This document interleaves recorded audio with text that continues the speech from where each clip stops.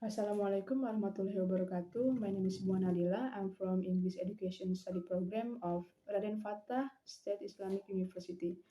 My student number is 22 10 20 50 10.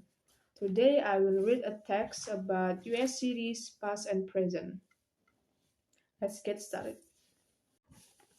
US cities past and present.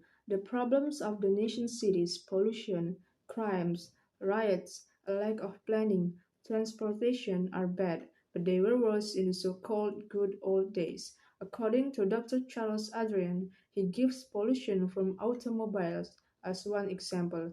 He agrees that it may be bad now, but he states that there was a lot of pollution from horses and other animals in American cities in the 19th century. Most cities had their own slaughterhouses, where cows and pigs were killed a century ago. They were careless about throwing out the remains of the animals and that sort of thing, he said, and the sewer system for waste disposal was almost non-existent. Some of the problems that bother people living in the cities during that period are still with us. Poor planning, problems in low-income neighborhoods, police relations, and public transportation. Pollution was a very important problem for city governments in the last century, particularly with regard to water supplies. Dr. Adrian said they had some idea that water could be polluted, but they didn't know how. Trying to get pure water was a big problem. People like to talk about the good old days, but actually, the cities of the 19th century were dirty and in many ways filthier than today. Communicable disease was a great concern. There was still smallpox and also yellow fever, malaria, cholera, and typhoid. The infant death rate was high, and there were other dangers as well.